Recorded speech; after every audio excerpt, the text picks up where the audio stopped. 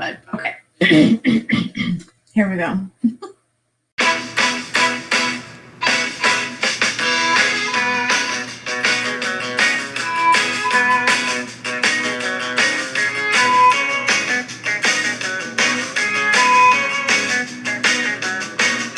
What is up, everyone? Welcome to the Fun with Friends podcast. I'm your host, Allie. I hope you're all doing well, staying safe, and staying sane.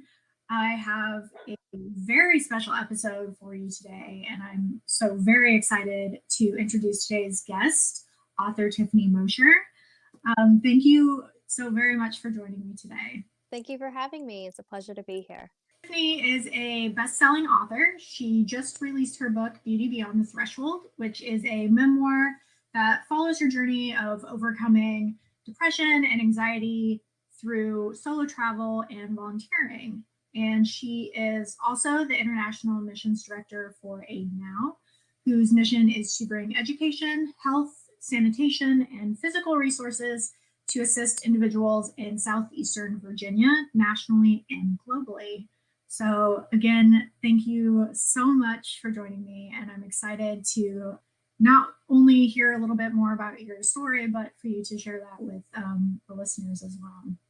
Yeah, it's great. I'm excited to be here. Let's have some fun. Yeah. Let's do it.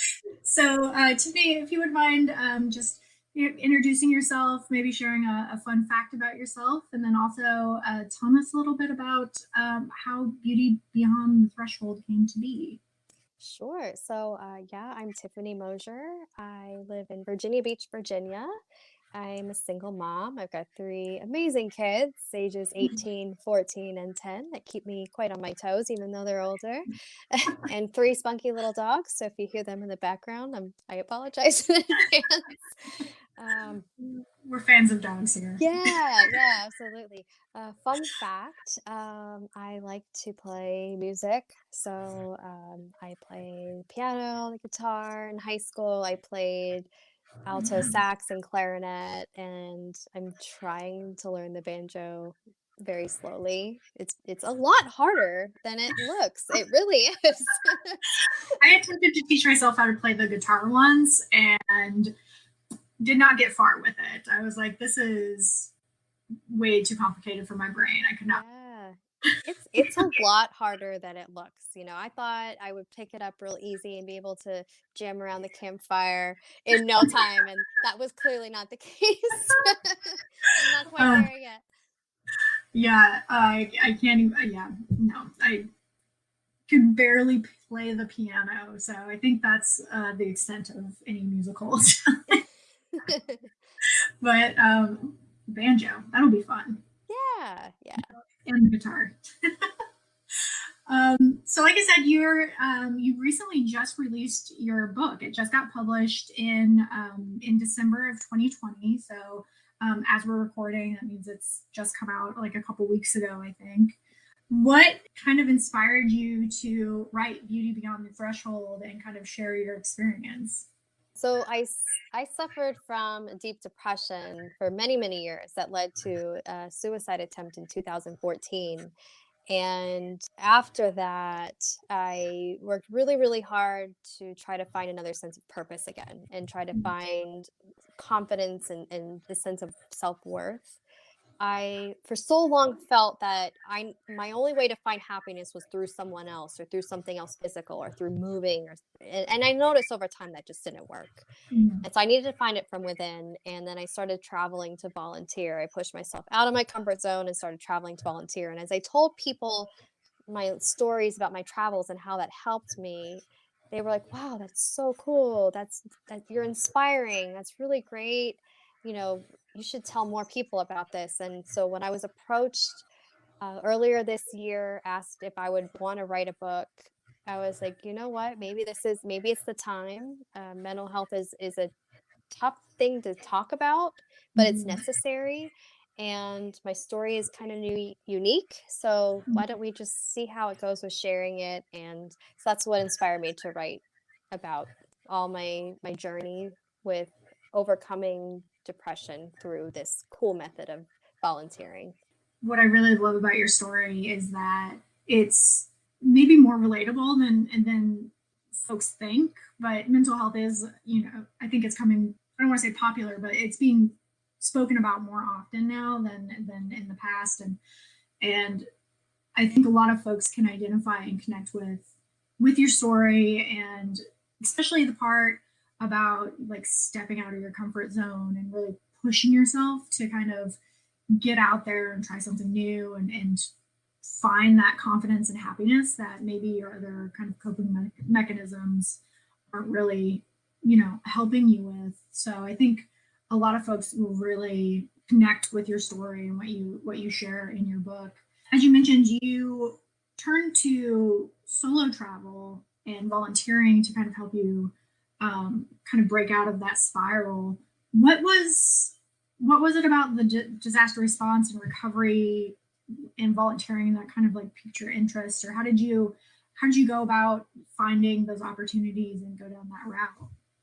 Yeah, so one day, kind of an interesting story. So one day I was taking a walk around the lake at work at lunchtime, and I came across this huge tree branch that fell across the path. And I Hmm. was like, oh, you know what? I wonder if they still need help in Puerto Rico. So this was 8 months after the Hurricane Maria had hit Puerto Rico.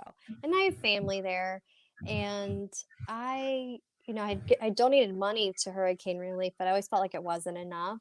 And it just, Okay. I don't know, seeing the tree branch just kind of made me think like, I I wonder if they still need help. However, I am an introvert. I am Mhm. incredibly shy, and so when I travel or when I go anywhere, I expect everybody else to do the talking for me. I am the fly on the wall. I don't want to be the center of attention. So when I had this epiphany moment, I'm like, okay, I want to do this, but I don't have anybody that would be remotely interested in going with me to volunteer in Mhm. Puerto Rico. That's not anybody that I know is like niche, and that's not their thing. So it's like, Yeah. if I do this, I have to go by myself. I'm gonna have to. And so I just rushed back to my desk and I Googled search and I found this organization called All Hands and Hearts, and they had a program still ongoing doing like concrete roof repair and mold sanitation and things like that in Puerto Rico. And I was like, I can't do any of those things. I have no idea. I can barely use a power drill. But as I'm talking myself out of it, I'm filling out the application. I'm like, but I want to do this. I don't know.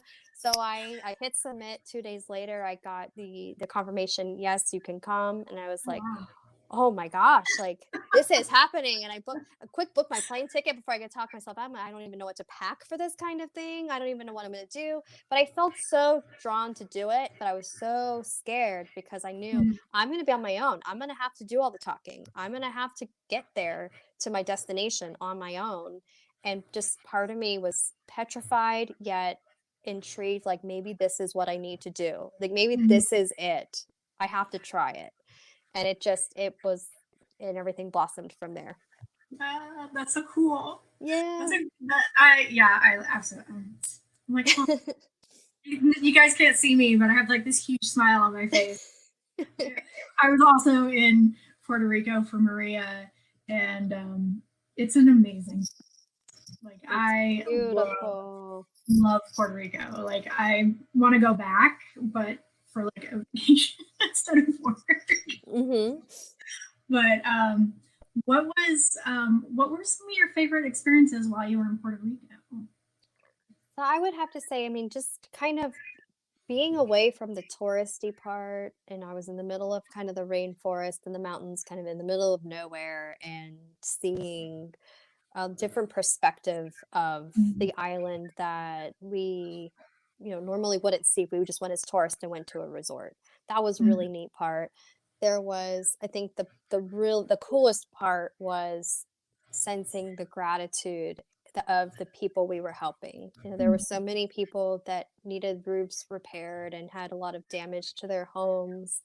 And in particular, I was helping do the concrete roof repair for a gentleman named Israel, and his home, it was up in the mountain, and the floodwaters came up over the mountain and completely engulfed his home. He had 3 feet of flooding in the house, minimum, and then a lot of puncture damage from the debris in his roof, and they were without power for 7 months.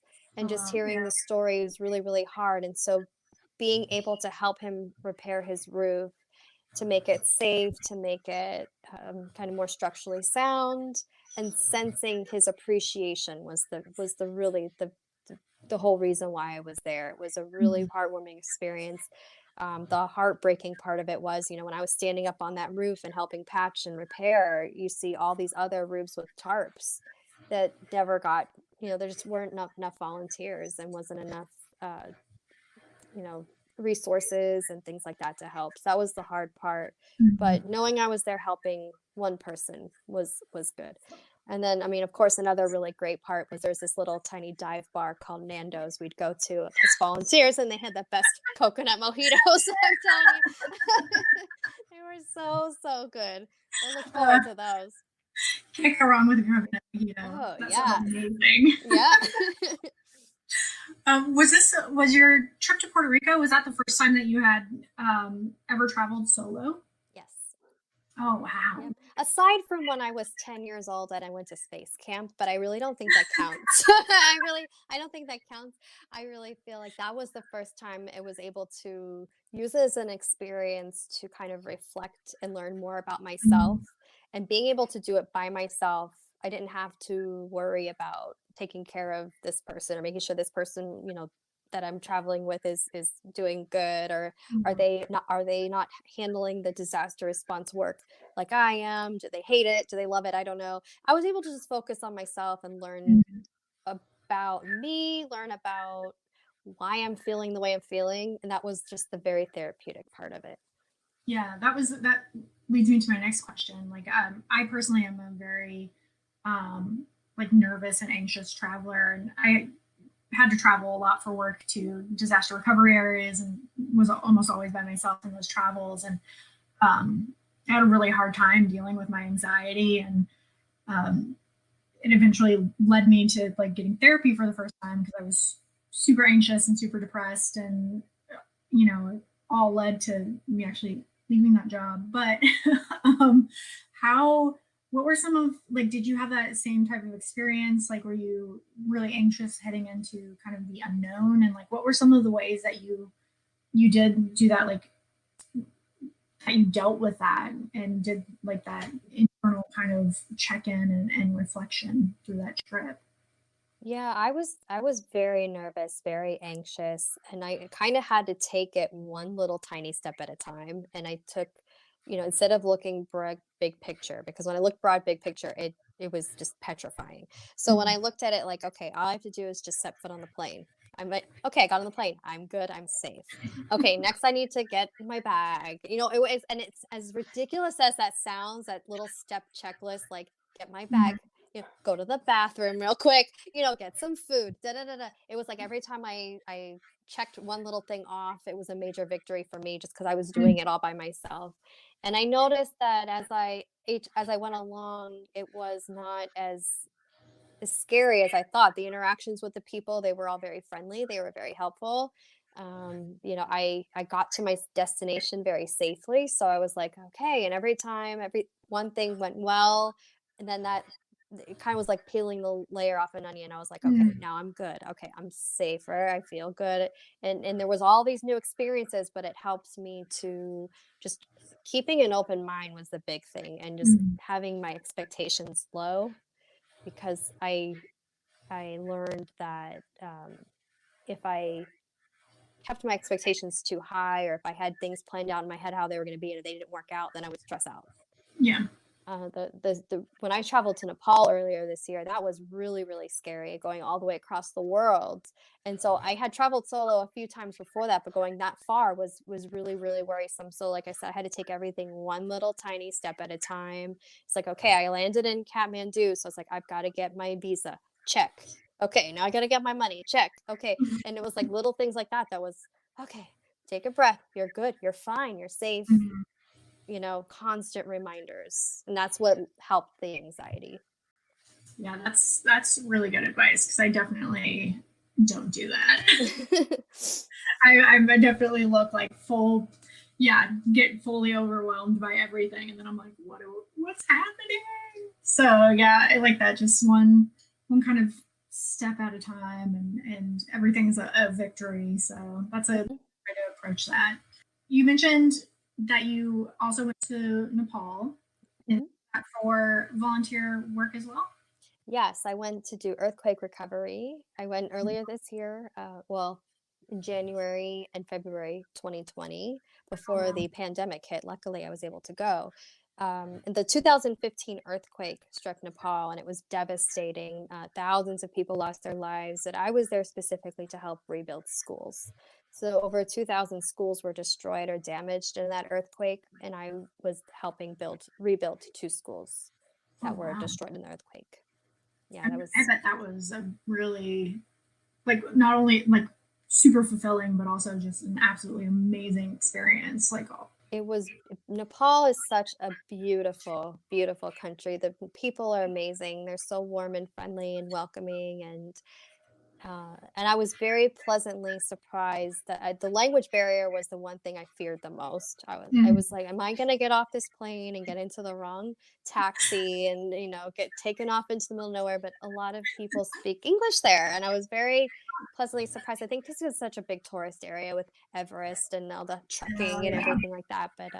But where I volunteered was about 9 hours away from Kathmandu, so in the middle of nowhere in a little tiny village, and so there wasn't as many people speaking English. Mm. But at the same time, I felt more comfortable and relaxed, and it was such a cool experience being integrated with the locals and just kind of being removed from society in general. It was very freeing and just such an amazing experience.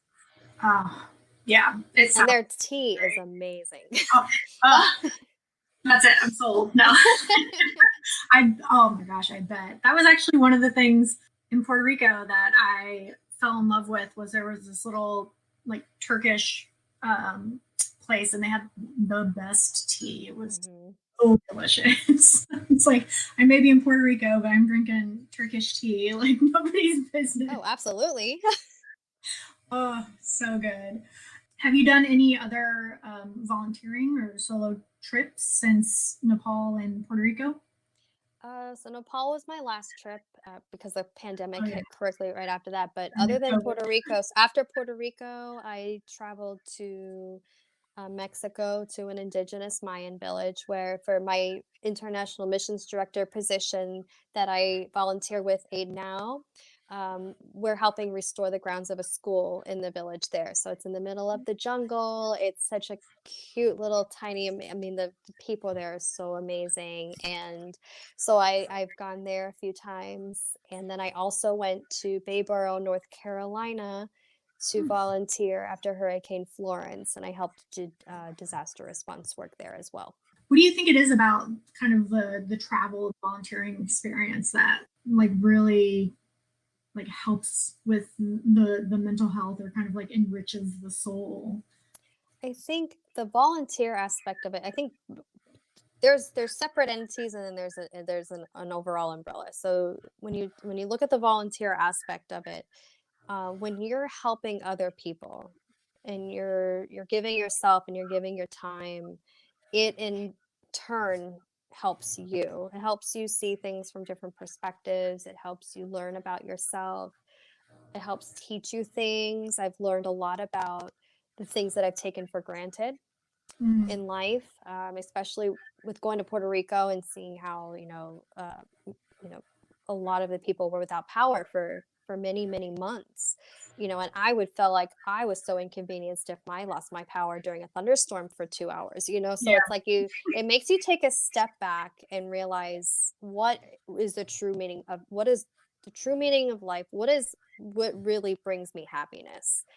That's Those are the things that I've learned with volunteering. And then with the travel part, I think allow being by myself to travel helped me really learn, or gave me time to reflect on a lot of things that were going on in my life, especially regarding mental health. So throughout the book, you'll see that I'm struggling with a marital separation and pending divorce, and that was really, really hard for me to navigate. Now I had already gone through it before and it destroyed me. And then Mm, now I'm going through a divorce again.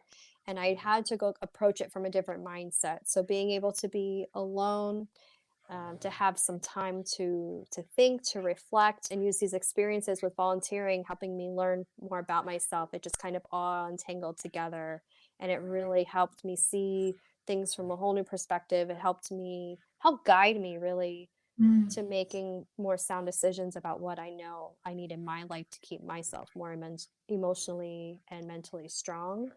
Were there any like tools that you used while you were traveling? Like a lot of people, well, I say a lot of people, I'm thinking about myself. Like I journal a lot to kind of like help work through stuff and reflect while I'm traveling. Did you kind of like implement any tools like that while you were out traveling to kind of help work through some of the emotional things that you were going through? I didn't necessarily write down journal. I would have use the notes section in my phone. Mhm. And so anytime I had like a free moment to myself, if I was, on a break in the middle of doing my disaster response work or sitting and eating lunch or dinner or right before bed, I'd quick jot down this happened today, or this was something that really meant a lot to me, or this was Mm. really cool. And having those written down helped me in turn write the book later because I had Mm. all those kind of, like memories. And I would take a lot of pictures too because that helped. But Yeah. it was just kind of even a lot of things that didn't make it into the book, but it was a lot of simple things. Like, in Puerto Rico, I remember the one night I didn't this didn't make it into the book, but there was this one evening because I'm an introvert, I like to kind of be the fly on the wall. So I was sitting away from everybody else, sitting by myself at the end of the table. And that's okay with me. I'm perfectly fine. I'm watching all of these college kids and they're talking and mingling and having a great old time.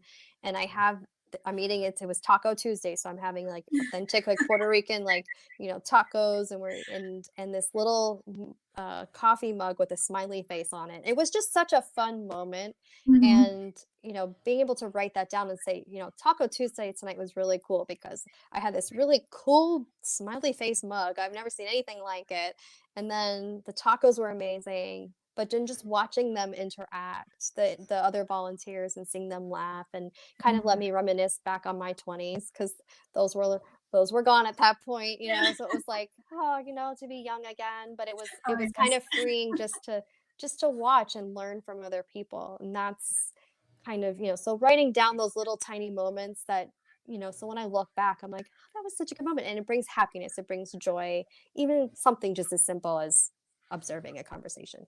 Yeah, getting those little kind of like moments of joy through other people's joy kind of feeds the soul a little bit. Yeah.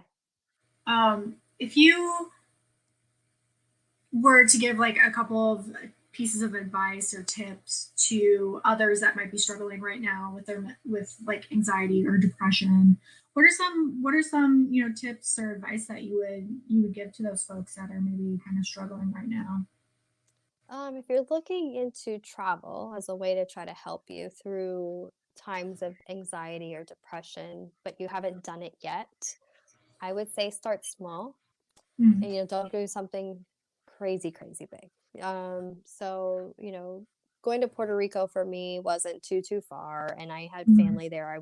When I was done volunteering, I was able to meet up with family. So if it's as simple as taking a road trip to visit friends, or going to, if you have a site on a city that you want to go see, or something like that. If you're wanting to travel out of the country, just pick a destination that was on your bucket list, something that will bring you happiness. Now, if you're looking to try to volunteer or do something kind of along the lines like I did, and you don't feel that disaster response volunteering is quite your thing, so many nonprofits out there. There's literally a nonprofit organization for almost everything that you can have a passion about. So I encourage you to, what is your passion? Is your passion about helping animals? Is your passion about working with the LGBT community? Is your passion about working with the homeless? There's so many different things. And just, do a quick Google search of organizations that are in the destination that you're wanting to go, and you can kind of tie it in together. So if you're wanting to, if you've always wanted to go to California, if you're on the East Mm. Coast and you're like, I want to go dip my toes in the Pacific Ocean, that's a dream of mine. Okay, well, where do you want to go? Do you want to go to San Diego? Okay, where, look at the volunteer opportunities in San Diego that really speak to you, and reach out, and you can plan that into your trip. And there's just so many different ways to do it and go about it. And you know, I strongly encourage, you see a different side of the places you're visiting when you're volunteering. You see Mhm. just different things within the community that you normally wouldn't see if you're just doing the regular tourist stuff. And that's what's so amazing about it. Yeah, it's a really great way to kind of immerse yourself more in the culture than Absolutely. you're just there on a vacation. And that brings me to one of the other questions I had, which is, do you have any recommendations for resources that are related to disaster recovery volunteer opportunities? Yeah, an organization that I highly, highly recommend is called All Hands and Hearts. That's where I've volunteered in Puerto Rico, North Carolina, and Nepal. They Hmm. have projects, disaster response projects in the US, and they also have projects internationally. I know as of right now, they're going to be starting programs back up in Mexico, in Oaxaca, Mexico, doing earthquake relief there. Nepal should be starting back up sometime next year. They've had programs all over the world, and they could really use volunteers when, when COVID is over, obviously, when the pandemic clears, and natural disasters don't have timelines. They don't, you can't predict these things. So when they hit, it's and the thing that always remember is, don't worry if you're like, oh well, that happened 5 years ago. They don't need my help now. Absolutely, they do. Hmm. Puerto Rico, I went 8 months after the fact, and they still needed a lot of help. I think when the media will cover a story, it will cover a disaster, and then in the next big news thing happens, and then it's quickly forgotten. And it's important to remember that in disasters areas, those people need our help long term. Like long term recovery is a huge, huge need for help there. So that's something to keep in mind as well. Yeah, and for listeners, I'll include a link uh, to All Hands and Hearts website. So if you are interested, you can find that in the episode notes. And of course, I'll also include information for Tiffany, so you'll be able to find her on social media as well as find out where you can get her work beyond the threshold.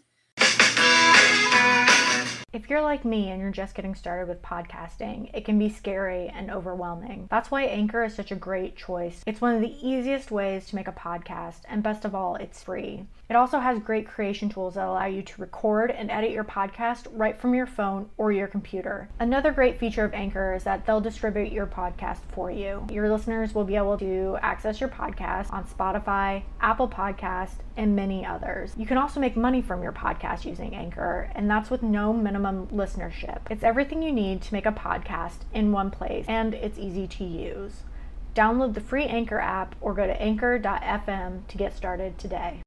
Now I want to give Tiffany an opportunity to kind of share a little bit more about your book, Beyond the Threshold, and kind of what some of the main takeaways are that readers will get from the book, and just a little bit more again about kind of your story that's included in there.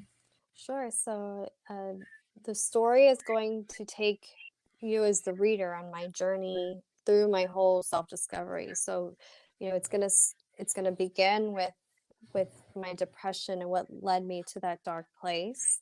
And then ultimately you're going to see my transformation as I come out of that into who I am today. Now, while I talk about how I was able to overcome my depression through pushing myself out of my comfort zone, and that included traveling solo. So the main takeaway that I want, the reader to have is that while traveling solo and volunteering was what was out of my comfort zone, what works for the reader could be something completely else. I want them to ask themselves, what is my comfort zone? What is my threshold? And what is it that I can do to step out of that to help build my confidence, to help build my self-esteem, to help build my sense of purpose. So an example of that would be, if there's someone that's being an aspiring singer who wants to get their name out there, but it's just too nervous. I mean, I play in my living room and I play the guitar. I can't sing in front of people. I'm too nervous. I'm that fear of rejection type thing. And so Mhm. what would be that take that step would be to go to an open mic night and put yourself out there. And so yes, it's scary. And yes, that fear of rejection is so, so strong.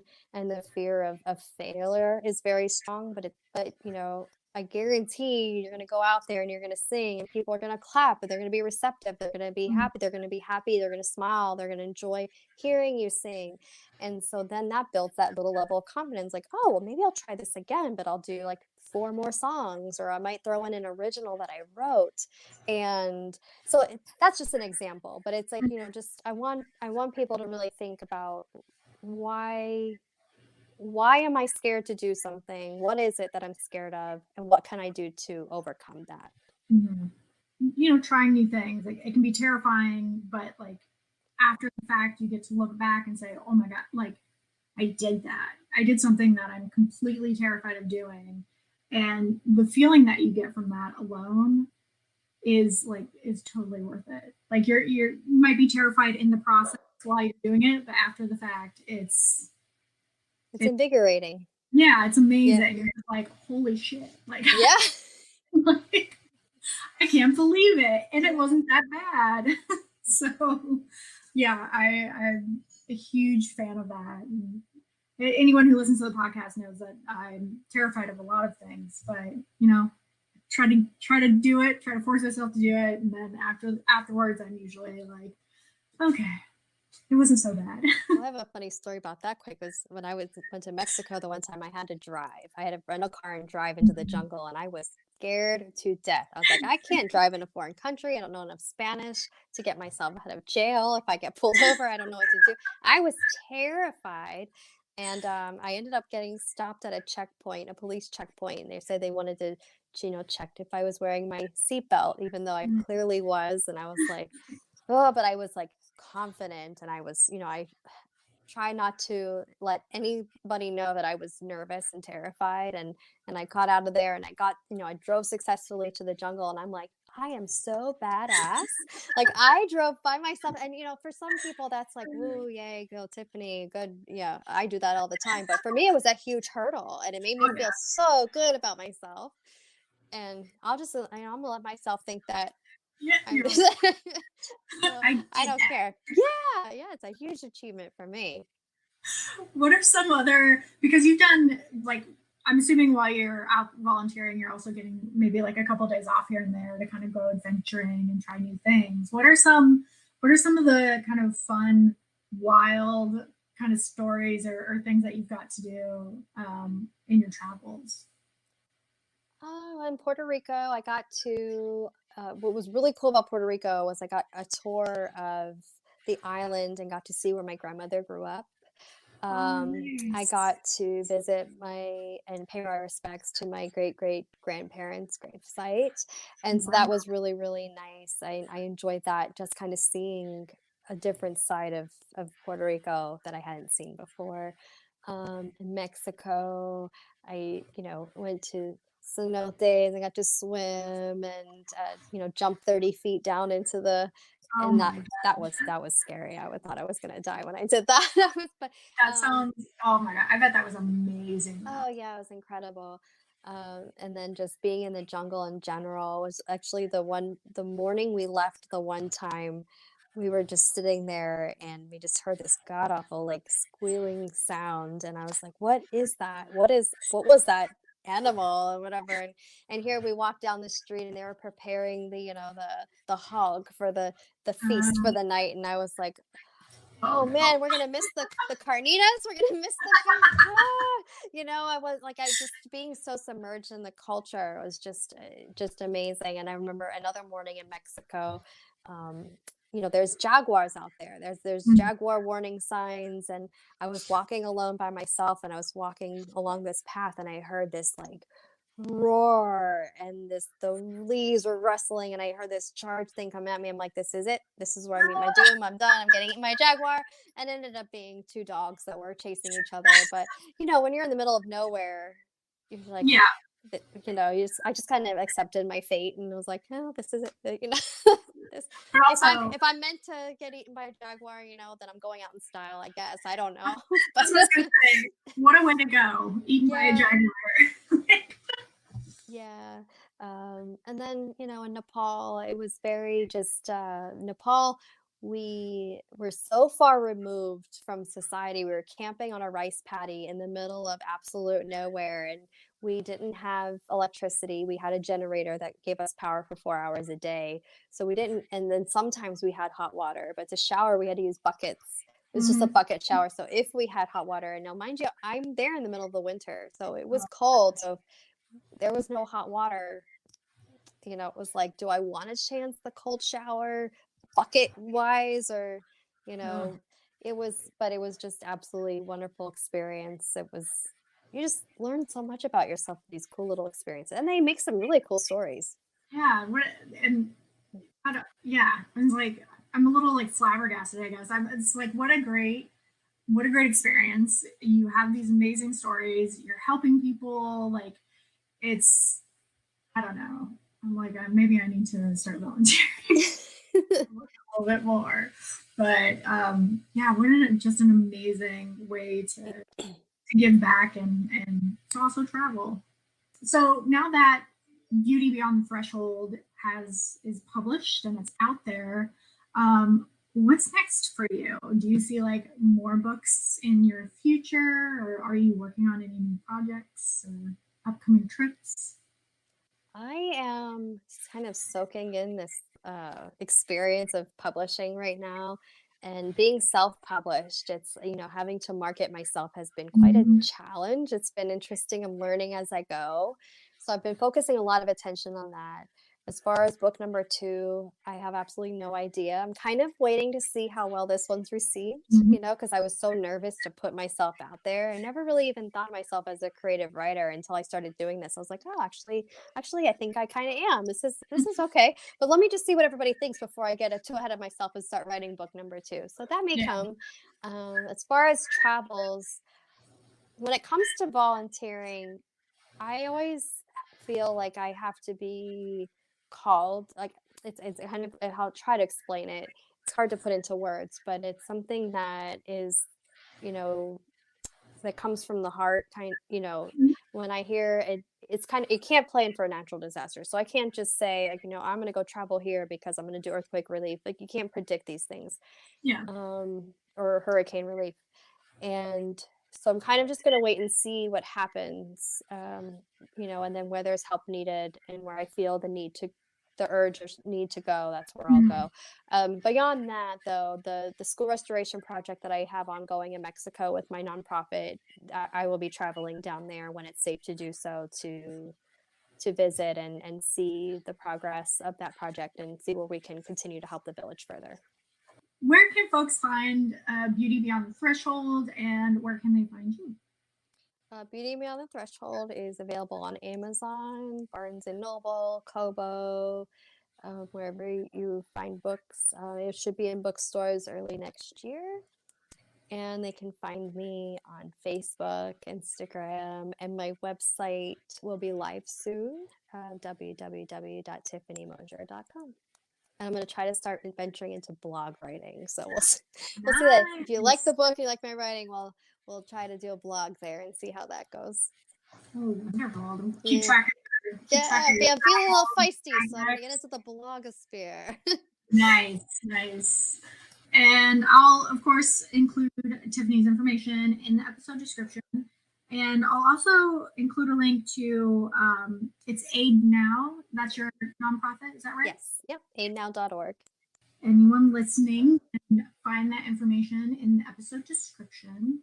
So before we wrap it up, I do like to ask my guests a final question, and that is the bucket list question. So, what is one thing that you've always wanted to do that you haven't done yet, and why do you think you haven't done it? Is this gonna sound really bizarre? But Right. I have always wanted to give like a motivational speech to like a huge, like a TED talk or something, that Yeah. to a whole audience of people, and they're just mesmerized on the edge of their seat by what I have to say, and then they roar in applause. I know that sounds ridiculous, but I want to just move people that quick. But the only reason why I am able to do that is because I'm an introvert.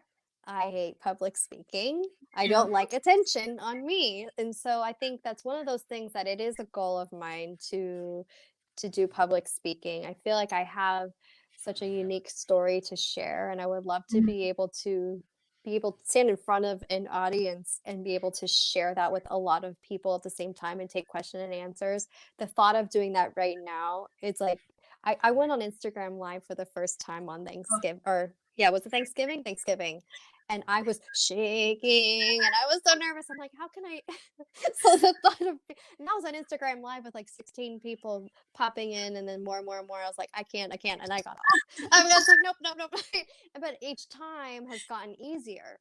Mhm. Each time has gotten easier. Each podcast interview gets easier and easier. So I know if I start small and do little speaking engagements here or there, then one day I'll be able to boast that stage and just, Oh, yeah. whew, and then, and, but yeah, it Nice. would be really cool to be able to actually get over my fear of public speaking. That is on my bucket list. That's a good one though. Like that is not a bucket list item that anyone else has said. So No, I know I said it was going to sound strange. It's different. no, it's a good one though. That is Thank you. really something that I think a lot of people struggle with for sure. Hmm. Speaking and like getting over that fear. So I wish you all of the best of luck. Thank you. Thank you. I'll be sure to Maybe you let you can know do, when I do. yeah, I was like, maybe you can do like Zoom lectures or something where Just yeah. start small. Yeah. I really want to thank you, Tiffany, for joining me today and sharing your story with us. And I'm about halfway through Beauty Beyond the Threshold, and I cannot wait to finish it. It's been an amazing read. I really enjoyed it. And if you have all enjoyed learning a little bit more about Tiffany's journey through travel and volunteering, we will be doing an Instagram live next week. So that'll be a live Q&A where you can hop on and ask Tiffany any questions that you may have about traveling or volunteering, mental health questions, anything like that. We will do our best to answer any questions that you have. So with that, again, Tiffany, this has been absolutely amazing. Thank you so much for joining me today. Thank you for having me. I'm looking forward to the Instagram Live. Yay! Yes, so keep an eye out on social media for the time and date for that Instagram Live. And with that, get out there, try something new, and have some fun. Bye. Thank you for tuning in to this week's episode. Be sure to check out the Fun with Friends podcast on social media. We are on Instagram at Fun with Friends Podcast. You can also find us on Twitter at FunFriendsPod1. You can also reach me by email at funfriendspodcast@gmail.com. And you can go to my website, cootscreations.com, for some fun little extras from the podcast. So definitely head over there and check it out. And as always, remember to get out there, try something new, and have some fun. Goodbye.